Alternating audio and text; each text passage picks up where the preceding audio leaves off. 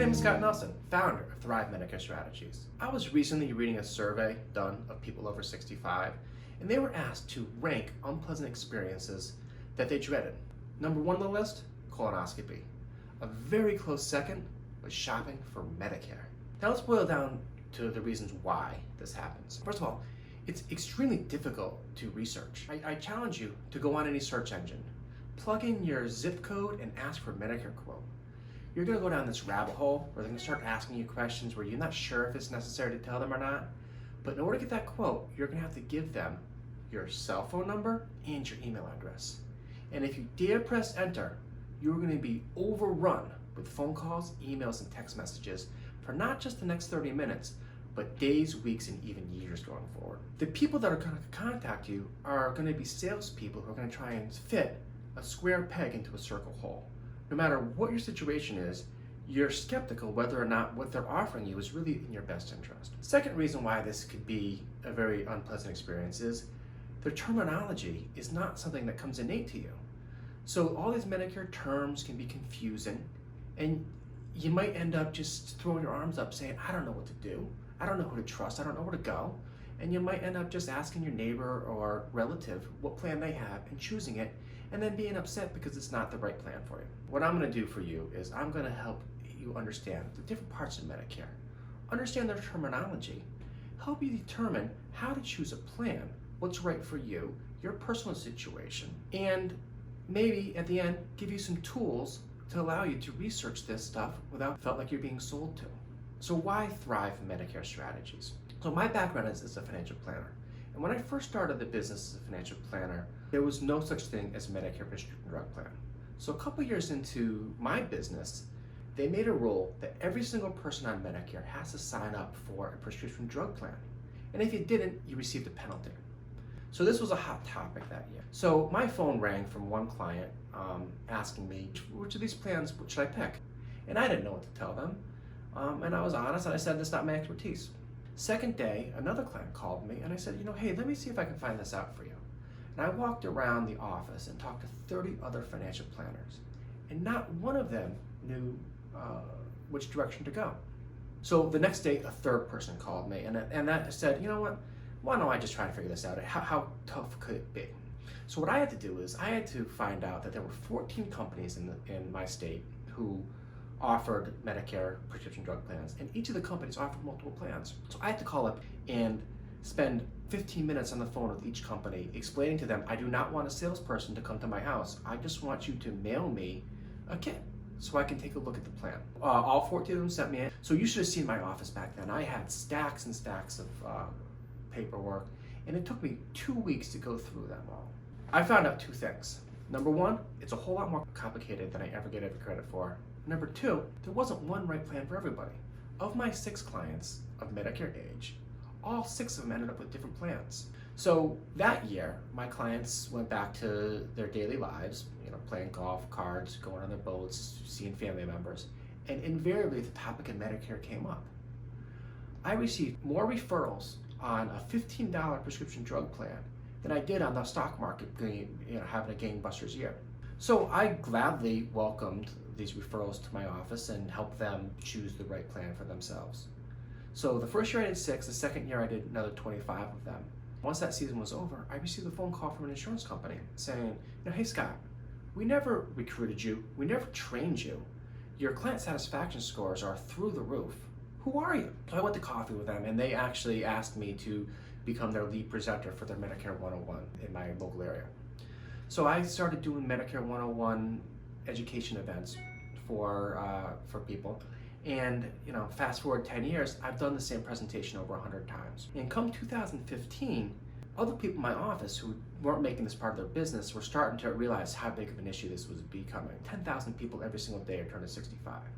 And this is a hot topic in our industry because healthcare and retirement is something that we're all trying to budget the clients for.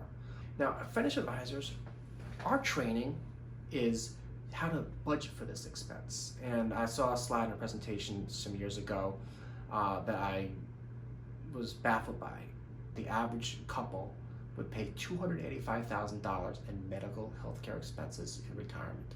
So none of the topics that we're trained on are how to reduce that cost or minimize it. It's always how to budget and pay for it.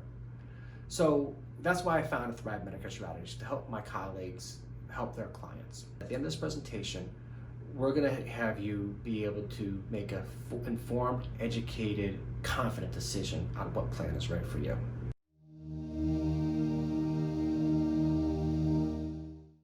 So let's start with the basics.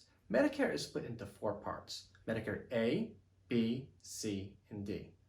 Over 59 million Americans are covered by Medicare, and Medicare is run by the Center for Medicare and Medicaid Services, also known as CMS. I'd like to kick it over to Angela at CMS to talk about Medicare eligibility. I'm Angela James at the Centers for Medicare and Medicaid Services, and I'd like to tell you about Medicare enrollment periods. Some people get Medicare automatically, and that means they don't have to do anything to sign up for it. If you're already getting benefits from Social Security or the Railroad Retirement Board, you will automatically get Medicare Part A and Part B starting the first day of the month that you turn 65. If you're under 65 and disabled, you'll automatically get Part A and Part B after you get disability benefits from Social Security for 24 months. If you're automatically enrolled, you'll get your red, white, and blue Medicare card in the mail 3 months before your 65th birthday or the 25th month of disability benefits. Now, if you don't get Medicare automatically, there are certain times throughout the year that you can sign up. First, there's the initial enrollment period. You can sign up for Medicare during the 7-month period that begins 3 months before the month that you turn 65, includes the month you turn 65, and ends 3 months after the month you turn 65. So for example, let's say that you turn 65 in May. Your initial enrollment period would run from February through August. If you enroll anytime in February, March, or April, your Medicare coverage will start on May 1st. If you enroll anytime in May, June, July, or August, your coverage will start on the first day of the following month. Now, if you don't sign up for Medicare during your initial enrollment period, and you aren't eligible for a special enrollment period, which I'll explain in a minute, you can sign up during the general enrollment period, and that's between January 1st through March 31st each year. Your coverage will start on July 1st of that year, and you may have to pay a higher Part A or Part B premium for late enrollment. Once your initial enrollment period ends, you may have the chance to enroll during a special enrollment period. In most cases, you get a special enrollment period if you didn't sign up for Medicare when you were first eligible because you were covered under a group health plan based on current employment. The current employment could be yours, or it could be from a spouse or a family member if you're disabled. A special enrollment period means that you can sign up for Medicare anytime you're still covered by the group health plan, or during the 8-month period that begins the month after the employment ends or the coverage ends, whichever happens first. Usually, you don't pay a late enrollment penalty if you sign up during a special enrollment period. So here's another example. Let's say you retire on March 30th. To avoid a gap in coverage, you should enroll in Medicare in March before your employer coverage or employment ends. If you don't, your special enrollment period would run from April through November. If you enroll during one of these months, your coverage will start on the first day of the following month. Next, let's talk about some important dates to keep in mind. Angela already talked about your IEP, your initial enrollment period. That's the 7-month window surrounding your 65th birthday or when you first become eligible for Medicare. At that point, you're given guaranteed issue status for a Medicare supplement, Medicare Advantage prescription drug plan, and once that IEP is met, you're now on the same calendar as everybody else, where October 15th through December 7th each year, you're given an AEP, an annual election period. At that point, you can switch to Medicare Advantage plans, your drug plans, your supplements. You can make changes during that period. Now remember, during an annual enrollment period, whatever selection you make becomes effective on January 1st, and it runs the next calendar year. Another thing to keep in mind is your open enrollment period that's January 1st each year. During that window, you're eligible to switch your Medicare Advantage plan from one to another. Almost think of it like a buyer's remorse, where if your plan doesn't have a doctor or a drug or something you want, you can make a switch from one Advantage plan to another during that period. Other than that, it would take a special enrollment period status to make a change. So throughout the year, if you move in or out of the plan service area, so if you move from one state to another, you have to switch plans. If you come off of group coverage or you retire, you're given a special enrollment period. Other things that would fit into this bucket would be if you are diagnosed with a qualifying chronic illness, if you qualify for a low-income subsidy or get extra help from the government. Other than that, you really are stuck in the plan you chose, so choose wisely.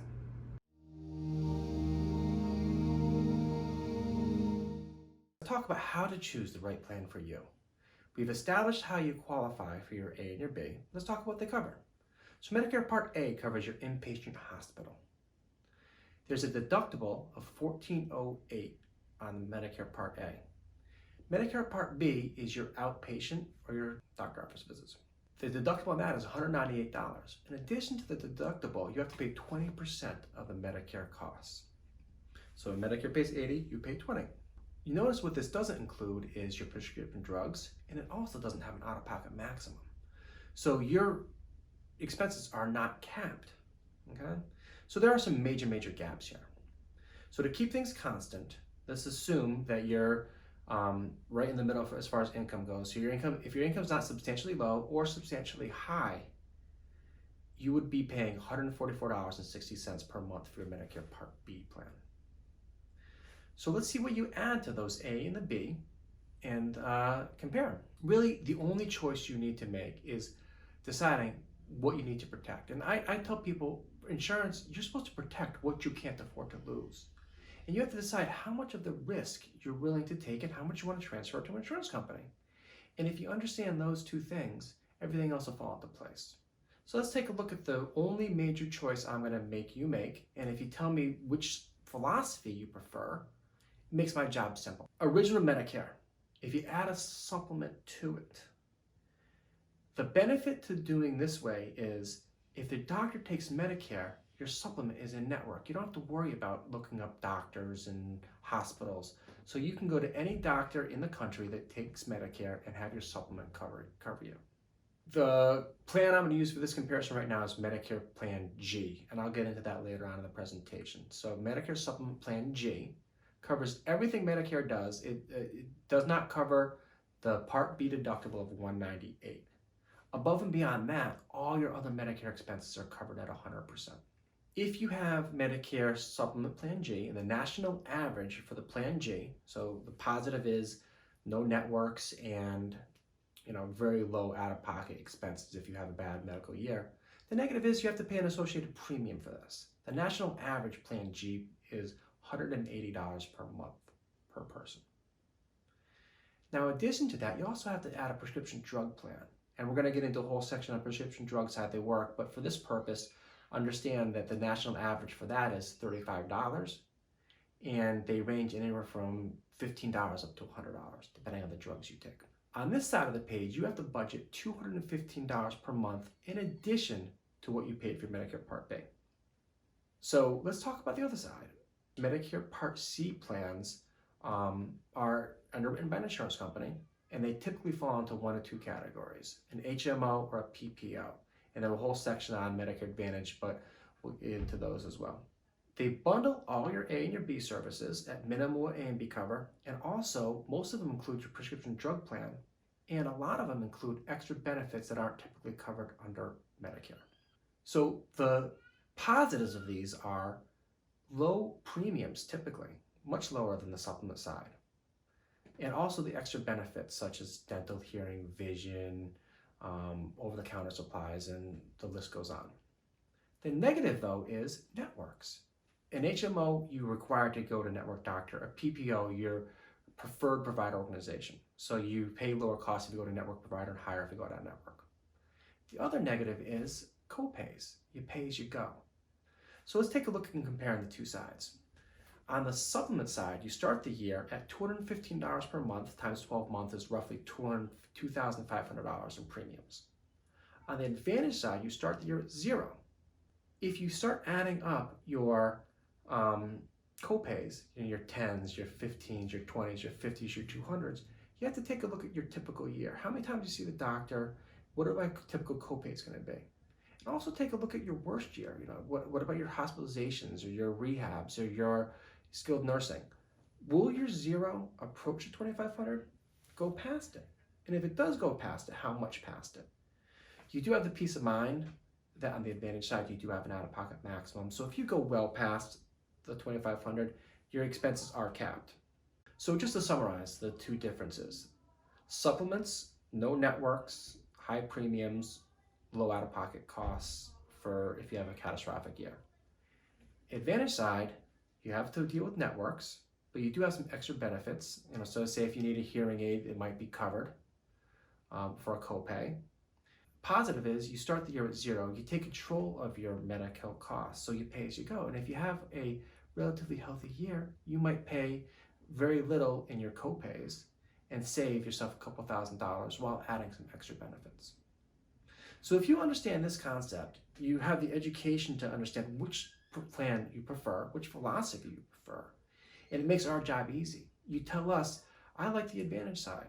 It'll help us shop for you a Advantage plan that will cover your doctors, cover your prescription drugs, keep everything in network, give the extra benefits you prefer. Or if you say, I want to have the peace of mind to be able to go to any doctor anywhere and not care what it costs, what tests are done, and I want to be able to walk out of there with a bill for zero, then the supplement side is for you. With that in mind, let's move on to look much more detail about the two sides. Of the 59 million Americans currently on Medicare, 22 million of them chose to go with the Medicare Advantage type plans, and that grew by 1.6 million just last year alone. So in order to enroll in a Medicare Advantage plan, you first must be eligible and enrolled in Medicare A and B, and continue to pay your Medicare Part B premiums. So if you go the Medicare Advantage route, you will now be insured by a private insurer. And this private insurer has to at minimum offer everything that Medicare A and B did.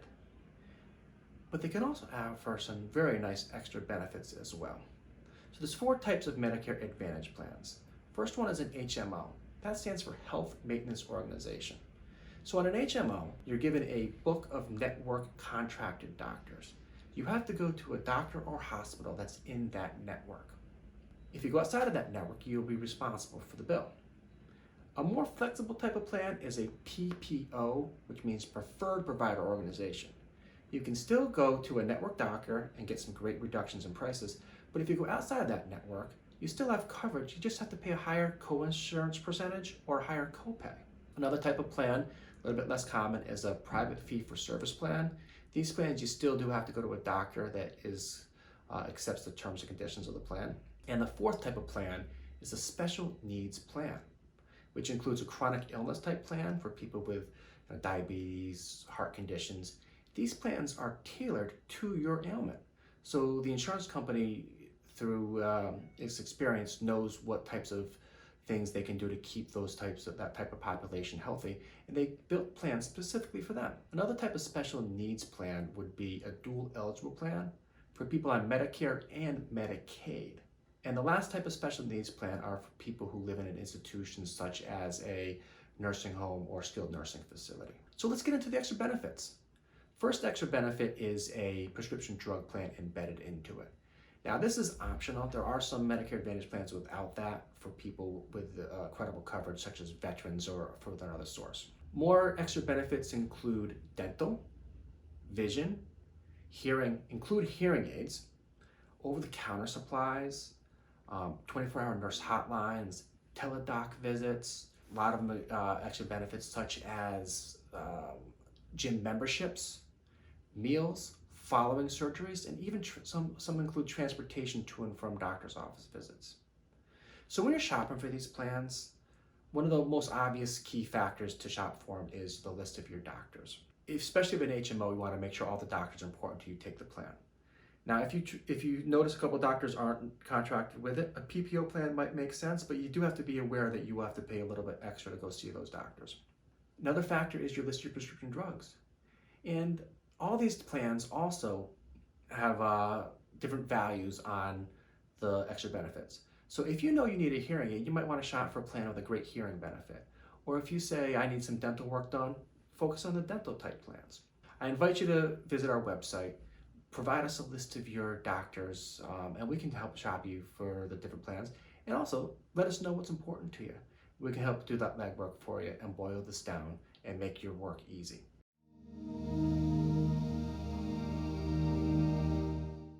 So let's assume you decide to go the Medicare Supplement route over the Medicare Advantage route.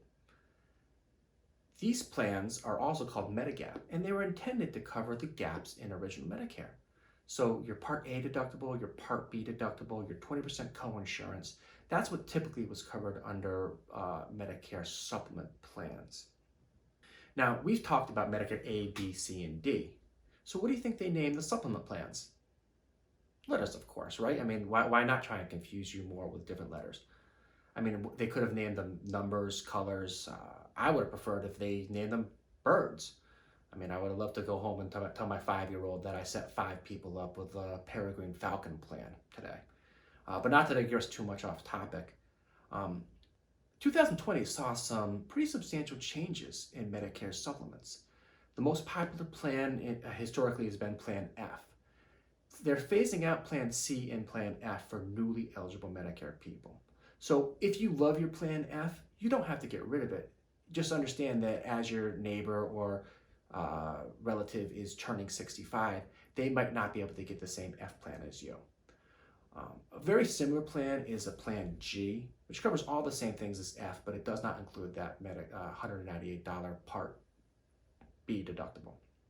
So one nice thing they did to help us shop for these plans is they made, all but 3 states made standardized plans, where you have a menu of 10 different plans, well 10, and it's now down to 8 for newly eligible people, where you have a menu of what they cover, and you can decide what to take away and what to add to, reduce the premiums. So, like I said, all but 3 states have these plans. So when you're shopping for the plans, it makes it a lot easier. So you know that one company with a Plan G covers the exact same thing as another company with a Plan G. When you're shopping, you really have to take a look at how stable the companies are. Take a look at history of rate changes. You don't want to pick a company that is the least expensive that is just going to pop the rate up the following year. You also want to take a look at the customer service reputation. And another factor is, obviously, if it's covered the same type of coverage, price. It's amazing how much these prices can differ from plan to plan. I've seen them as much as $200 to $300 difference for the same exact insurance. So it behooves you to shop for these plans. And I would warn you, do not put your zip code, your date of birth, and your phone number online. I mentioned that earlier, but really trying to find a good way to shop for it. My company, we have some tools where we can shop all the different plans in the areas and get you a rate. And you'll be getting emails and phone calls from one person if you want. Feel free to email us or visit our website to give us your zip code or your date of birth, and we can let you know what the supplement rates are in your area.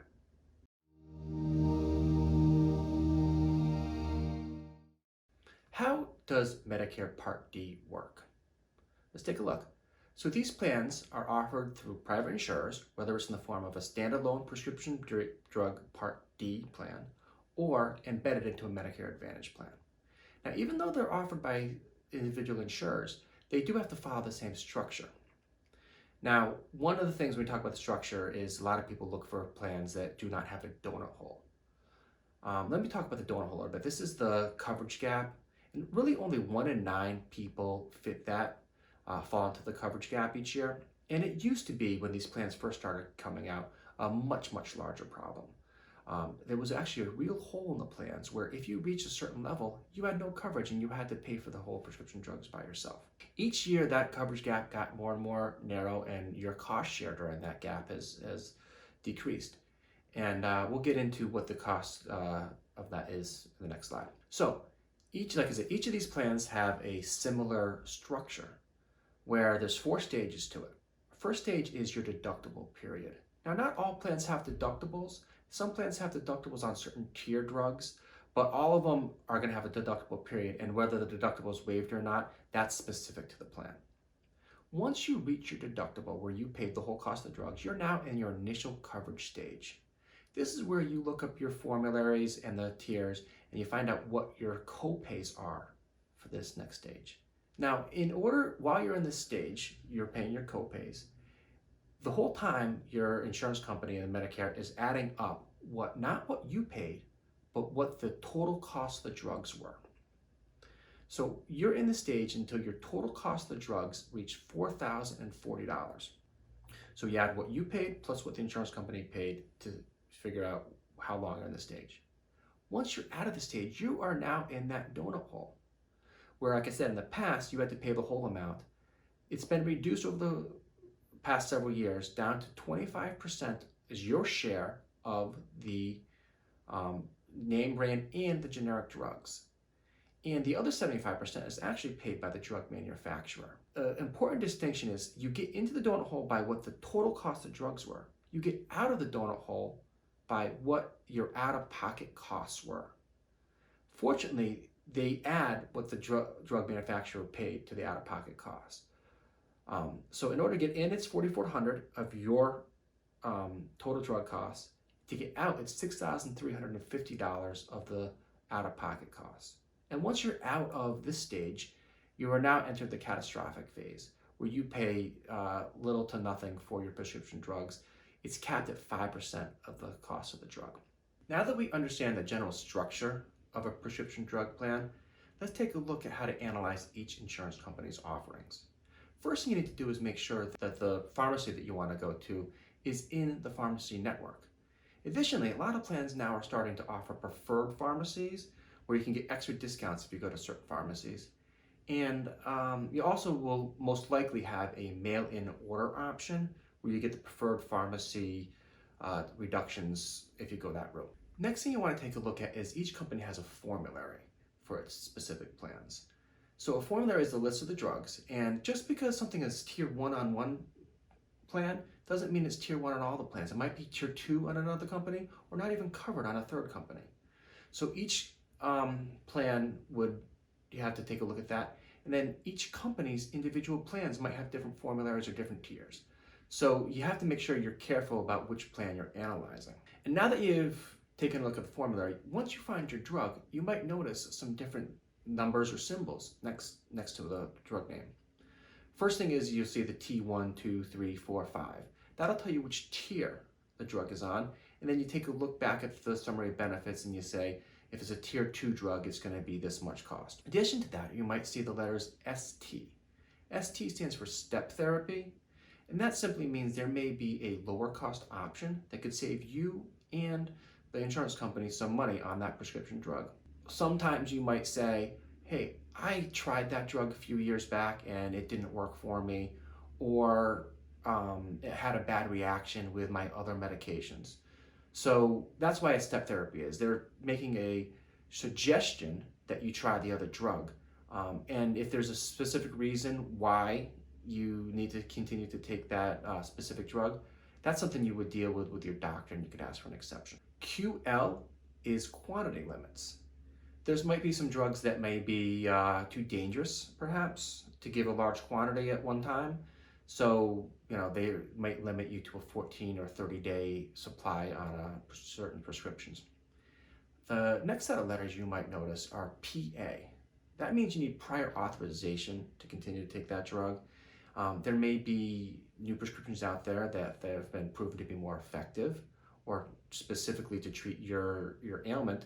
And the insurance company might want a more detailed explanation. So it's a more stringent form of step therapy. And again, you can ask your doctor to help you with this exception process. So what the insurance company is going to require is you go to your doctor and have them explain why they recommended this specific drug over the alternative. And if you do that in writing, the insurance company will typically get you an answer within 72 hours. Next, I would like to kick it over to Angela again for a brief discussion on how the Medicare Part D penalty works. Hi, I'm Angela James at the Centers for Medicare and Medicaid Services. I've got some important information to share with you about Medicare and you. Medicare offers prescription drug coverage, known as Medicare Part D, for an additional charge to everyone with Medicare. If you don't use a lot of prescription drugs now, you may still want to think about joining a Medicare drug plan to help protect against higher costs in the future. And if you don't join a Medicare drug plan when you're first eligible for Medicare, and you don't have creditable prescription drug coverage, you may have to pay a late enrollment penalty if you join later. You don't have to pay a penalty if you have and keep creditable prescription drug coverage, or if you get extra help, which is a program from Medicare that helps people with limited income and resources pay for their prescriptions. Now, you're probably wondering what we mean by creditable prescription drug coverage. Simply put, creditable prescription drug coverage is drug coverage that's expected to pay on average at least as much as Medicare's standard prescription drug coverage. Examples of creditable prescription drug coverage are drug coverage from a current or former employer or union, or TRICARE, the Indian Health Service, or the Department of Veterans Affairs. Now, if you have creditable prescription drug coverage when you first become eligible for Medicare, generally you can keep it without paying the late enrollment penalty if you sign up for Part D later. The late enrollment penalty is added to your monthly Medicare Part D premium, and the amount depends on how long you went without creditable prescription drug coverage. Here's how it's calculated. We multiply 1% of something called the National Base Beneficiary Premium times the number of full uncovered months that you were eligible but didn't join a Medicare prescription drug plan and that you didn't have creditable prescription drug coverage. That final amount then is rounded to the nearest 10 cents and it's added to your monthly premium. You don't want to pay the penalty? There are 3 ways to avoid it. 1. Join a Medicare prescription drug plan when you're first eligible. 2. Make sure you don't go 63 days or more in a row without a Medicare drug plan or other creditable coverage. And 3. Tell your plan about any drug coverage you had if they ask you about it. If your plan thinks that you went for some time without creditable drug coverage, you may have to pay a penalty. Thank you, Angela, for that wonderful explanation. Shopping for Medicare prescription drug plans is the most complicated, but it doesn't have to be the most difficult part of shopping for a Medicare plan. There's an amazing tool available to us on Medicare.gov's website. You plug in your zip code, your preferred pharmacies, your prescription drugs specific to the dosage and quantity, what type of plan you're shopping for, and they're going to help us do all that research. First time through this might take you an hour or 2. Our team's done this hundreds of times, so I would invite you to visit my website. Sign up for a half-hour consultation, provide us your list of your prescription drugs. We'll generate that report for you, help show you all the plans available to you in your area, show you specifically what they will cost at some different pharmacies, knowing the plans, which ones have preferred ones and whatnot, and help you enroll in the one that will help save you the most money, that has all your drugs covered. Save yourself a couple hours. Get rid of the frustration, get rid of the unknowns, and come join us. We're happy to help. I'd like to thank you so much for the valuable time you spent with us today. Hopefully by the end of this presentation, you feel educated, informed to make a decision you feel comfortable about. I'd like to share with you a few more resources. First one I mentioned a few times is Medicare.gov. There's several articles about the rules and regulations about Medicare, and also some nice tools to help you research some plans. Another way to take a look at the details about Medicare is the handbook they send us, the Medicare New Handbook each year. If you're curious about learning about low-income subsidies, there's a website called shiptalk.org. And if you want a place where a lot of this information is boiled down, speaking to you in layman's terms, visit my website. We're there to help you understand and guide you through this. Through our website, you can watch more educational videos, you can read some articles, some blog posts, and also you have an option to sign up for a free consultation with one of us at Thrive Medicare Strategies. So I do appreciate the time, and we're here to help, and please reach out if there's anything we can do for you.